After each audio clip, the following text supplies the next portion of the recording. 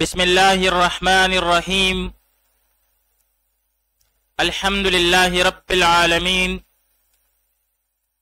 والعاقبۃ للمتقین والصلاة والسلام علی خیر خلقہ محمد وآلہ واصحابہ اجمعین۔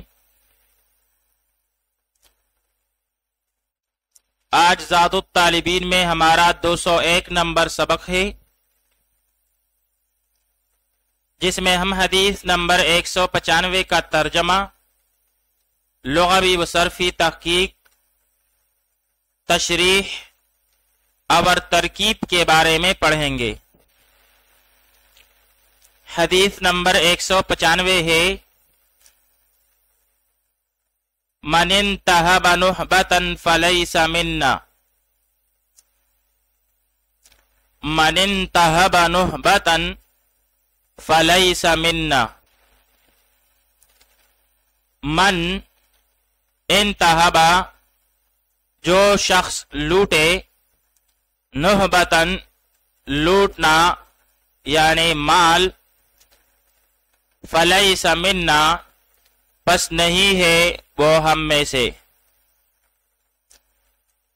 من انتہبا، جو شخص لوٹے، نہبتن لوٹنا یعنی مال، فلیس منا پس نہیں ہے وہ ہم میں سے۔ اب یہاں پر انتہبا صیغہ واحد مذکر غائب پہلے ماضی معلوم، اسباب افتعال جیسے انتہب ینتہب انتہابا، بمعنی کسی چیز کا لے لینا۔ انتہب الفرس الشوط، بمعنی گھوڑے کا بازی لے جانا، دوڑ میں جیت جانا۔ پھر مجرد میں باب فتح یفتح سے نہب ینہب نہبا، بمعنی لوٹنا، زبردستی لینا۔ نہب الارض، بمعنی تیز چلنا، فراٹے برنا۔ پھر اسی سے نہبتن ہے جو کہ اسی حدیث میں استعمال ہوا ہے، من انتہب نہبتن، تو بھائی نہبتن کا معنی ہے لوٹی ہوئی چیز، یورش لوٹ۔ اور پھر اسی سے النہاب، بمعنی لٹیرا، لوٹ کسوٹ کا عادی۔ اسی سے النہاب ہے بمعنی لٹیرا، لوٹ کسوٹ کا عادی۔ آئیے اب اس حدیث شریف کی تشریح پڑھ لیتے ہیں۔ جو شخص دوسروں کی بلائی نہیں چاہتا اور برائی کا سبب بنے، وہ اس قابل نہیں کہ اس کو اسلامی برادری کا فرد سمجھا جائے۔ اسی وجہ سے فرمایا گیا کہ یہ شخص ہم میں سے نہیں۔ اور دوسروں کا مال لوٹنا یہ اس وجہ سے حرام ہے کیونکہ اس میں حقوق العباد کی نہ صرف پامالی ہے، بلکہ اس خبیث حرکت کی وجہ سے معاشرہ اور سوسائٹی کا امن و سکون بھی تباہ ہو جاتا ہے۔ اسلام امن و سکون کا ضامن ہے۔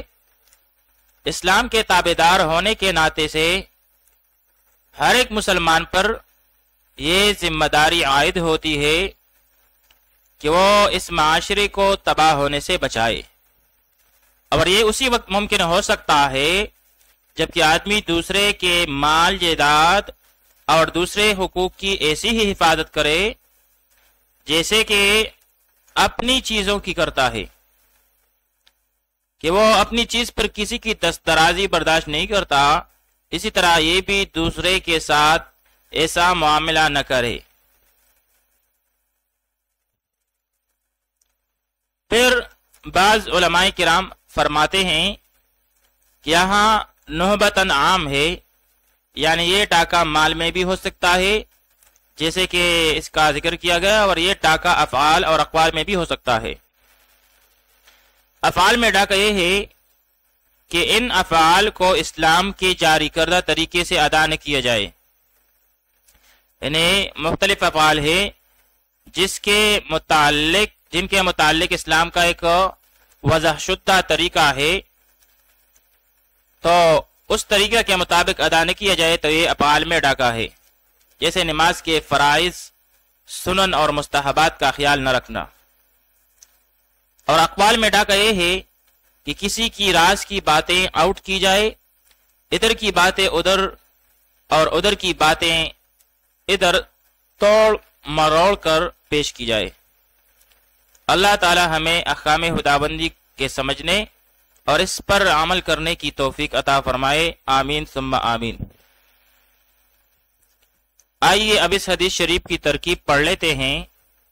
من کلمہ شرط، انتہبا سیاہ واحد مذکر غائب، پہلے ماضی معلوم، اسباب افتعال، اور اس میں ہوا ضمیر مستتر جائز الاستتار، ضمیر مرفوع متصل مرفوع محلن ہو کے اس کے لیے فاعل، نہبتن یہ مفعول مطلق ہے منصوب بالفتح لفظاً ہو کے، پھر فعل اپنے فاعل اور مفعول مطلق کے ساتھ مل کر جملہ فعلیہ خبریہ ہو کر شرط، اور اس کے بعد فلیسا میں فا جزائیہ، لیسا فعل ناقص، اور اس میں ہوا ضمیر مستتر جائز الاستتار، ضمیر مرفوع متصل مرفوع محلن ہو کے یہ اسم ہوا لیسا کے لیے،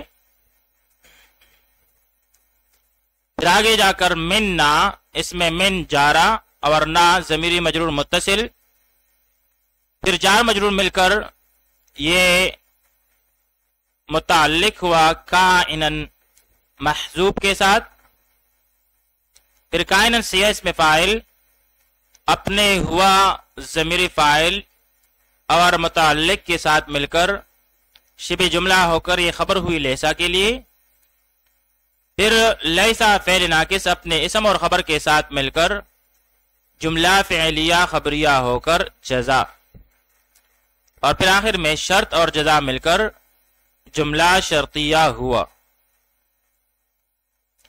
وصلی اللہ تعالی علی خیر خلقہ محمد وعلی آلہ واصحابہ اجمعین۔